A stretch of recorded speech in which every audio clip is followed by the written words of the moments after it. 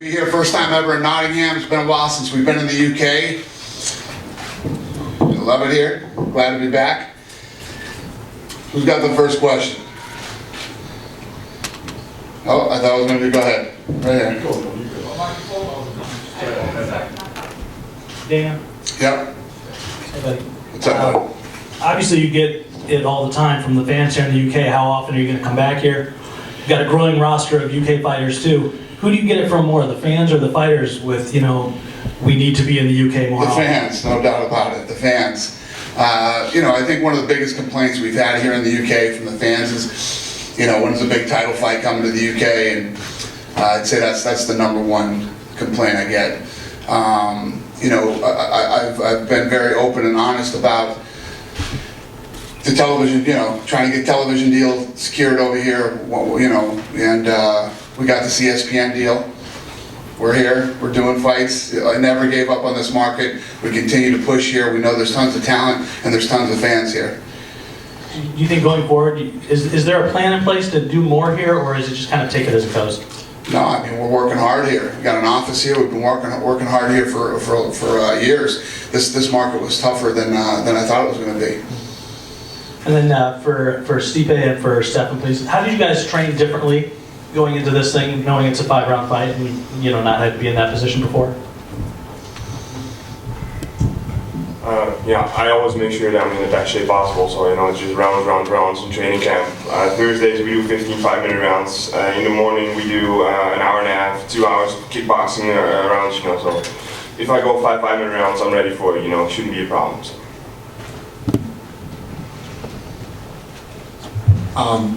Same as training, just added a few more rounds, of course, you know, added more guys in there, and, you know, just more rounds of sparring. And then Dana, obviously, I know you won't know until, you know, Saturday night, but where do these guys kind of fit in the heavyweight picture? It's a big fight. It's a big fight for the heavyweight division. These guys are two tough up-and-coming guys. It's a great card. I'm really pumped about this card. From top to bottom, this card on Saturday night's a sick fight. I'm excited about it. But yeah, the main event's a big deal. Hi Dana. What's up, buddy? Hi, good, thank you. Welcome. One of the things that the gentleman just mentioned there was about possible, you know, having title fights in the UK. Obviously, last weekend Michael Bisping was impressive against Brian Stann. What is the prospect? Has it crossed your mind, your brain, that you could do a title fight with Bisping and Silva in a football stadium in the UK at some point next year? It has crossed my mind. Yeah, absolutely. Again, you know, the toughest part about the UK has been securing the right television deal here. You know, so that's really the big roadblock. And would you put that on? Could you put that on at 2 in the morning, 3 in the morning in the UK to make sure the timing was right? Yeah, I mean we've done it. I mean we've done fights at 4 in the morning in Brazil. I mean we could do any time. Yeah, absolutely. Thank you. And a question for John Hathaway and John Maguire. One of the interesting things in the build-up to this fight, I know that it's a fight you kind of both want now, obviously, but John, you revealed that you'd helped John Hathaway in several of his fights as a sparring partner, as a training partner. Has it been a peculiar build-up for you both, knowing that you kind of know each other well? I guess we've sparred once or twice with each other, and John helped me out, thankfully, in a camp and stuff like that. But again, we're both professionals in this, and we both obviously just prepared for each other as best we can. We've both watched footage of each other, and I've taken this very seriously. Yeah, me the same. It's not a fight I was expecting, but at the end it's business, and I think it's a good fight. A lot of people want to see it too. One of the questions people have asked Dana is, you know, is it right to match 2 British rising welterweights who, when you could have matched them with good Americans or good Brazilians? Am I wrong in thinking that, or supposing? Yeah, you're absolutely wrong. Thank you. You're welcome. Dana, this is clearly a real striking, heavy card. Was that in mind because it was a UK bill, you think? You know, I think this is just the way the card, you know, fell. When you build a card like this, especially with the way things have been going for us lately, it's who's not hurt and, you know, who's able to fight, who just fought last. You know, it just lined up this way. This lined up to be the perfect storm. It's a great card. And the main event, of course, is set for 5 rounds. Do you envisage it possibly getting to 5 rounds? I don't think so. I mean, I think that the main event is going to be an awesome fight. There's so many potential fight of the nights on this card. I was thinking about this, when you start talking about, we give out bonuses, that we're spending a lot more money on this card than we planned. This is a really good one. And is this the first time you've seen a young Ogle since you had the little embrace Yeah, in the this will be top the house? first time since I got ogled on The Ultimate Fighter, yeah. It'll be good to see him. This is the first time that we've seen you personally chair a pre-fight press conference in the UK for quite some time. Is there any particular reason you're here? Is it really? Yeah, I think you've done a pre-fight UK one for quite a few events. Yeah, you probably. Usually Marshall's the last, I think. Yeah. Well, you get me this time. Are you missing us? What do you miss Marshall or something? he'll be here. Tell us, you mentioned that you've been waiting for the right television deal in the UK. What would constitute the right television deal? It's a good question. We've been, I don't know if I want to walk myself into that one, but, there's no doubt, it's always been, the thing that I've said since day one, since we got into this business, 3 places that always made sense to me was United States, Mexico, and the UK. The 2 toughest places to get into have been Mexico and the UK. And again, traditionally big boxing countries, but it's been tougher to navigate here than I thought it would. Question for Dan. You're on the card in your hometown of Nottingham at last. Could you just talk me through your feelings a little bit? You finally getting to fight on a card in your hometown in front of the home fans. I'm just excited, to be honest. I never thought it would happen. I mean, we've got a relatively small arena for a UFC card, so I'm there every week watching hockey, and it's a great arena. The atmosphere is always fantastic, especially with the sellout crowd. It's just exciting. I can pack my bag and walk over to the arena from my apartment, which is even better. The last 2 fights, I've slept in my own bed before the fight, which is always a bonus as well. The beds are 5,000 miles apart, but they're both my own beds, and I've been able to stay at home and cook at my own kitchen, and it's exciting. There are a lot of people waiting to see me come back, and it's been a while since I've been here, and a while since I was successful here, but I've never lost in Nottingham, and I never will. And just to follow on for Amir, obviously you're going to be the bad guy on fight night. Do you think you're going to experience that level of hostility from the crowd before? Have you got anything to compare it to? I hope they're not hostile. I hope everyone's really nice. A nice guy. No, I mean, it's, they're free to root for who they want, but it's, I think it'll be interesting.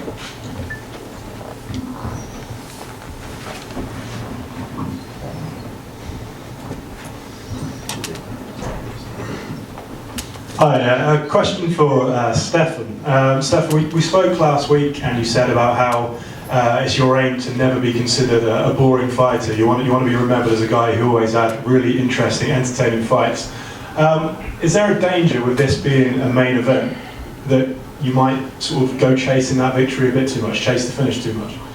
Well, when I started my career, I think I did that a little too much, go in there and try to get it too hard, but if you look at my last 3 fights, I think I showed that I'm fighting a lot smarter, and I'm still looking for that knockout or submission every single time I'm fighting, but just, with more intelligence. So, and as Dana just said, this is, scheduled for 5 rounds, but I promise you this is not going to be a 5 rounder. No. And you said that some of your friends have got some money on you this weekend. You're planning to make them some big bucks? Well, I always plan to win, so yeah, if they got some money on me, there you go. Question for Mr. Dan Hardy over there as well. Dan, you were pretty honest during the sort of bad run that you had, that you sort of took a knock to your confidence. Obviously, you're now back in the winning circle. Just wondering, are you right back to be at 100% confidence again, or is it still a rebuilding process? I mean, I'm in a completely different place, to be honest. I went through a phase where I wasn't really enjoying myself, wasn't enjoying the training, and I needed to move camps, I needed to change things up, and that's why I moved out to Vegas. And the team I've got around me now and the preparation that I get now for fights gives me more confidence than I've ever had. Because I've never really, my coach has always said, in the past you've won in spite of training, not because of it. And I think that's true. I've always had good coaches, but it's just never fit together as a team very well. And now I have a team of coaches. I have 3 or 4 guys in the gym every day, along with people like Frank Mir and Forrest Griffin around me as well. So I'm surrounded by talent, and I'm just improving every day. And I'm enjoying fighting again. I love it. Just a final question. You showed a heck of a lot of respect for Dwayne Ludwig in your last fight, pre and post fight. How do you feel about Amir? I have a lot of respect for him taking the fight in my hometown. A lot of opponents would have thought twice about that, especially Nottingham being, the reputation that Nottingham's got, and the fans, and they're very loyal. And obviously we've got a big football game at the weekend as well, which is going to be an interesting atmosphere as it is. I've got nothing against him. It's funny enough because I studied him for 3 months when I was watching his fight with Dwayne, so I know him pretty well already, and I always thought he'd be a good opponent. He's always game for a stand and bang kind of fight. So if that's what he wants, then that's what he'll get. I've got nothing against the guy apart from a left hook on Saturday night.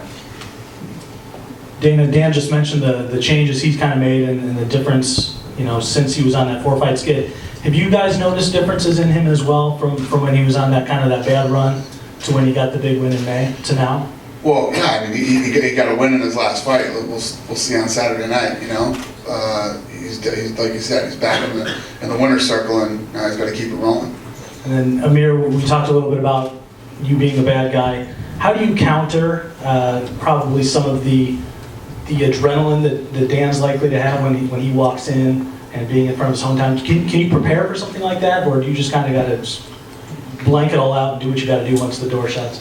No, I always assume and hope for the best opponent possible. I want to fight Dan the best he is, and if he says he is, that's great, because that's exactly what I want, and it's just going to be all the sweeter when I prove that I'm a better fighter.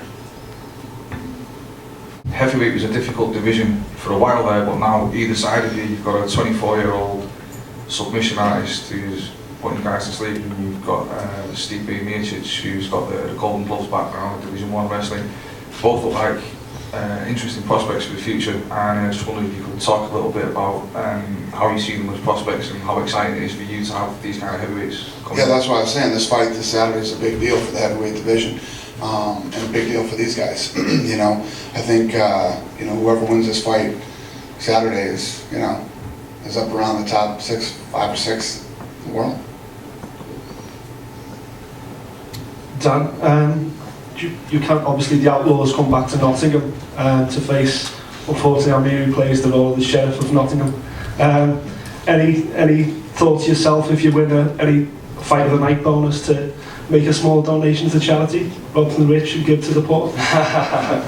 Unfortunately, I am the charity. So yeah, the donation will be going into my bank account, and it will be greatly appreciated and spent really well, actually. I do a lot of stuff for charities anyway, so some of it will be invested well, I'm sure. Question just for the two Johns, really. It's a UK card. It's the only UK versus UK fight on the card. In football terms, it's a derby match, if you like. Have both camps had a little word? Have you agreed to pinch this fight of the night bonus? Are you going to go for it?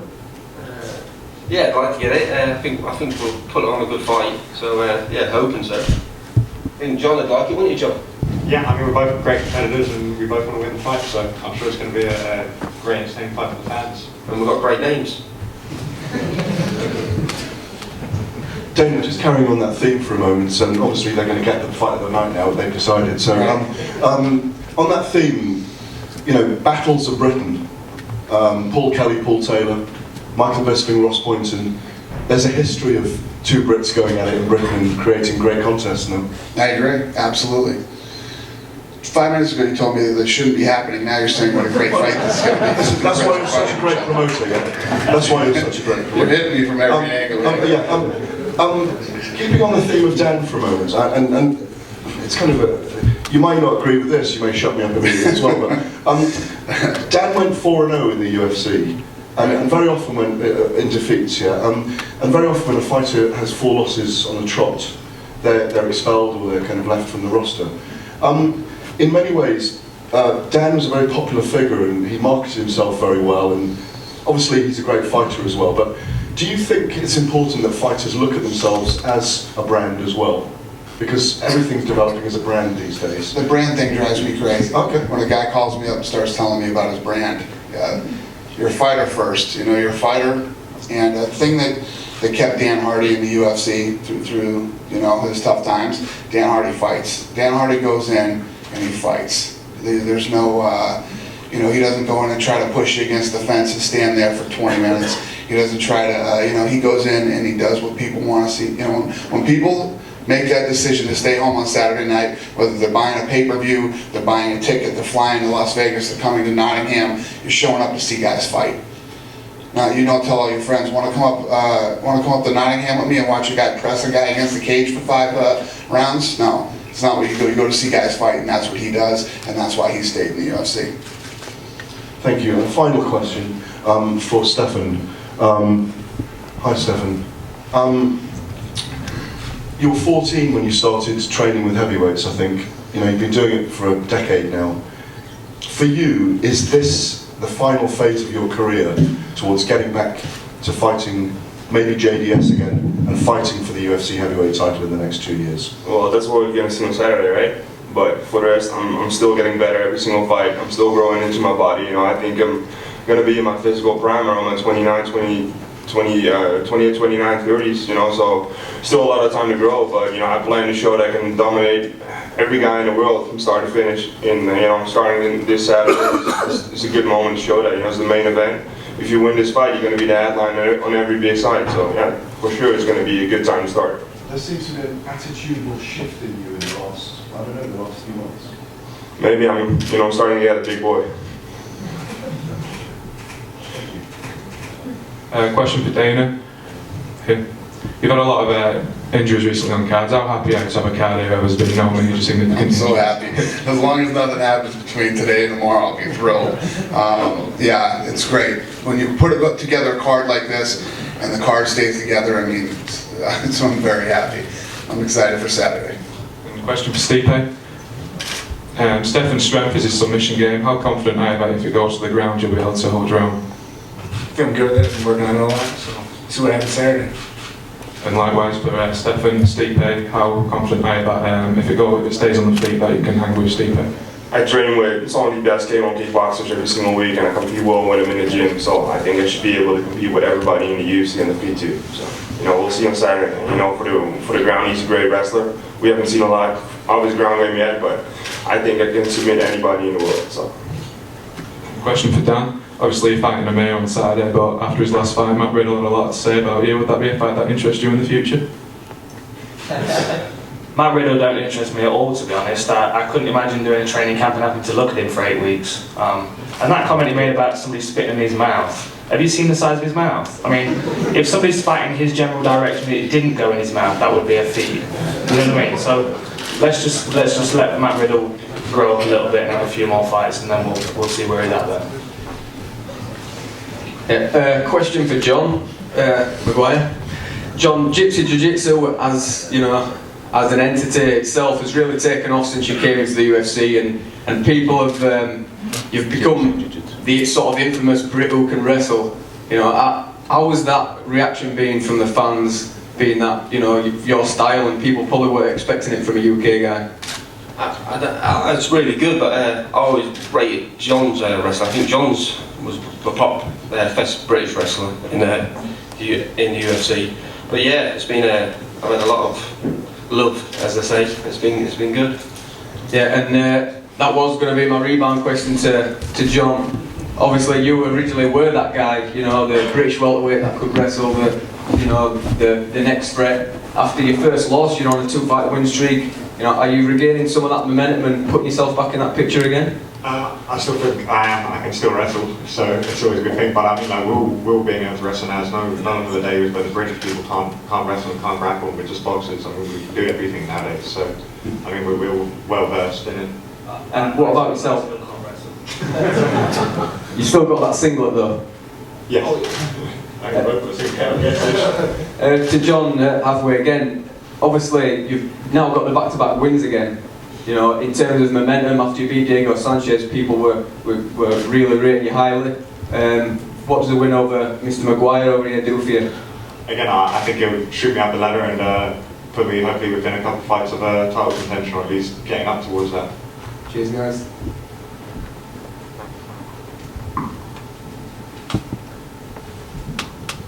Stipe, 3 fights into your UFC career, 3 wins, and you've moved up quite quickly. And I just wonder what you think. You're looking around now, poster behind you, posters in front of you, Struve versus Miocic, headlining event. Must be pretty cool, right? Would you be happy? I'm pretty happy. You've got a Croatian background, and obviously Mirko Krokop's the most famous fighting sport from Croatia. You've also got Igor Bogdanovic in the UFC. What's your relationship like with the Croatian fans?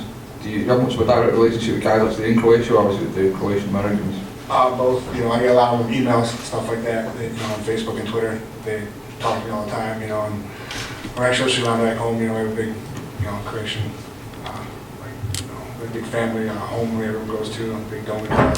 So I typically talk to them there and stuff in the restaurants and stuff. You speak Croatian? Not really well. How do you make fun of for that? Question for Dana. You mentioned a minute ago there's been no injuries on this card so far, which is comparative rarity these days. Another problem you sometimes have with cards is you get fights that are matched, they look great on paper, the guys go in, they don't pull the trigger.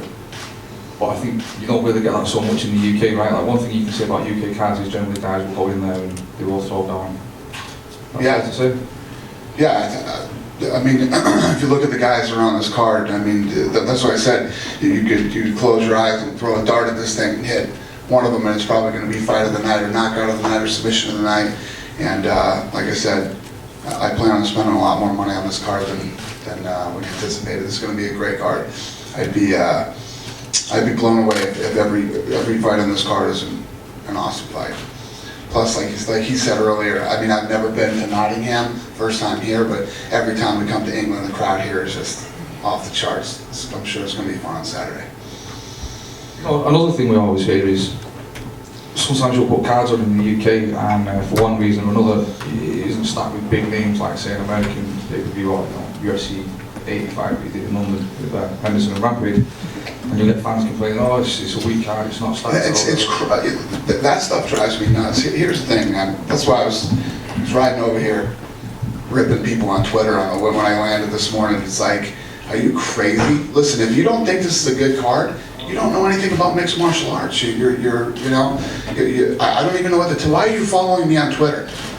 Go follow John Mayer or somebody, man. I mean, I'm not the guy to follow on Twitter. If you're going to tell me this card isn't a good card, don't follow me on Twitter, please, because I will smash you to pieces. You'll wish you never found my address on Twitter. This card is awesome. It's from top to bottom. And every card that you roll into, when we're doing however many fights we're doing a year, yeah, every card doesn't have George St. Pierre and the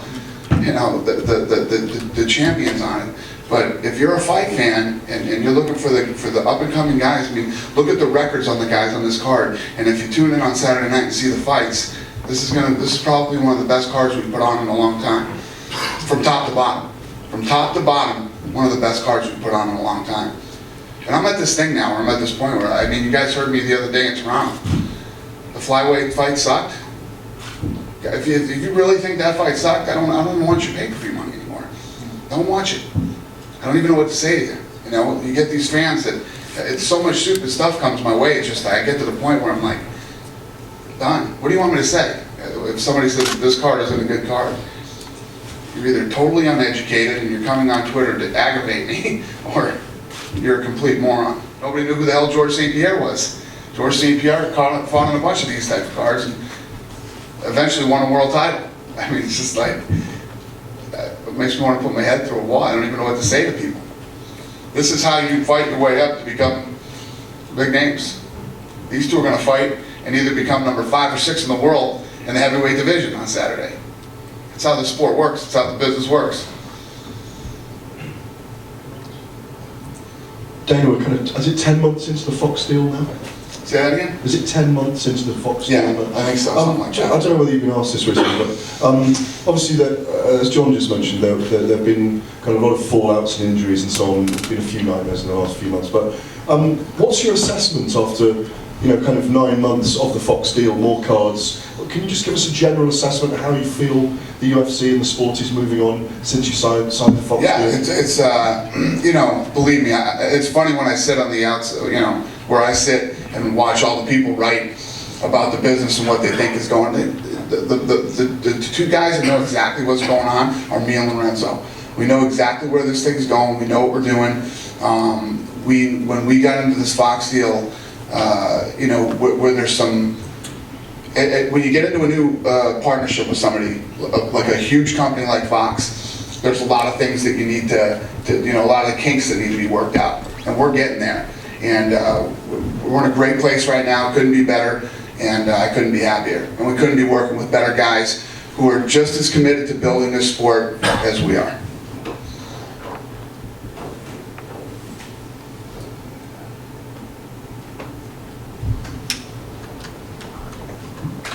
Dana, just going back to the booing of that flyweight final last week, I spoke to Brad Pickett a moment ago and asked him what he would have done in that situation. If he hears himself getting booed this weekend, what he would have done, and he said he would have just punched the other guy much more than before. Is that the kind of attitude you want from these guys? Yeah, well, I guess that's what you do. But the thing is if you watch that fight and you know fighting, and the bottom line is Mighty Mouse looked unbelievable. He went in there, implemented his game plan, and I don't know if you saw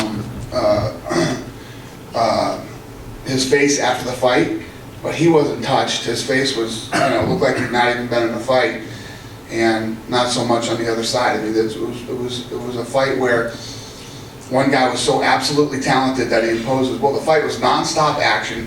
I don't even know what to say. It's craziness. Dan, But one more thing. But my point is too, is if you're in there and there's so much on the line, you're going to win that title, and you're fighting, and it's a great fight. You shouldn't. I don't think any fighter should switch his game plan because there's 40 drunk dummies in the crowd, that don't think you're punching each other in the face enough. You know what I mean? It's like I thought that fight was a great fight, and there's so much on the line. You come in, you got 5 rounds. You're not going to run in like a train and just start, in the first round. You got 5 rounds to go, and both guys come in great shape, and both guys are equally talented. Yeah, you know what I mean? I don't have to explain this. You know what I'm saying? Dan, since you've been out in the States, you've been working with some, you've always worked with top names, but you've been working with some real top, the Frank Mirs, the Vitor Belforts. They speak so highly of you. What does that do for your game coming into a fight like this one at the weekend? Well, it fills me with confidence. I remember GSP had a few nice things to say about me as well the other week, which was very nice of him. I'm always at the gym. I'm always showing up and training hard, and these guys are seeing me put the work in, and obviously they know the frustration of coming off losses and things not going your way, and I'm trying my best, and they can see that, and I am improving every day, and now with this new coaching staff, every day I'm improving, every day I'm making big steps forward, steps that I should have been taking, closer to the title fight maybe, but better late than never, I guess, and now making this progress, and the guys that are around me are noticing it, and fortunately sometimes people put a mic in front of them and they say nice things about me, so it's a win-win. For Dana, you said earlier about fans criticising cards. What's the general consensus been from fans about this card? Oh, I don't know. I haven't heard anything. I've been away. I went to Toronto. After I left Toronto, went hid out for a few days, flew over here. I haven't heard anything negative yet today. Let's hope it stays that way. Yeah. And, you've got a few people making a debut on this card, Tom Kong Watson, Jimmy Manua. How long have they been on the radar of the UFC, and how happy are you to finally get them on board? You're going to have to say that again, my friend. You got people like Tom Kong Watson, Jimmy Manua making a debut on this card. How long have they been on the UFC's radar, and how happy are you? Well, I think all the top up-and-coming guys are on our radar. Basically the way it works is you continue to fight, you build your record, and you start to beat some guys that we notice, and you get your shot. And is there an update on how John Jones' arm is after his fight? An update on John Jones' arm? Are they on John Jones's? Is there an update? Arm? How's his arm? Okay. We're gonna need a translator for you. Well, it's better than we thought. I think he's gonna be fine. Yeah.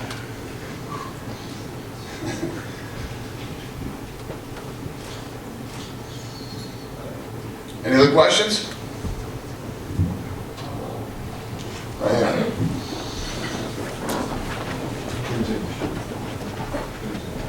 Stefan, you listed as standing at 6'11".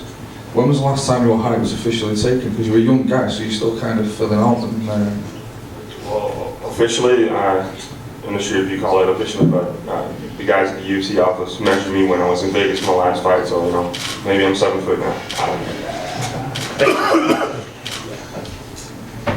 That was your question, whether he was really 6'11"? That was the last question for the press conference? I had it in front of me. I thought, it's going to get knocked up now. Now I can sleep tonight. Yeah, perfect. All right, thank you guys very much for coming. I'm going to move this podium out of here and we're going to square these guys off for photo ops. Thank you.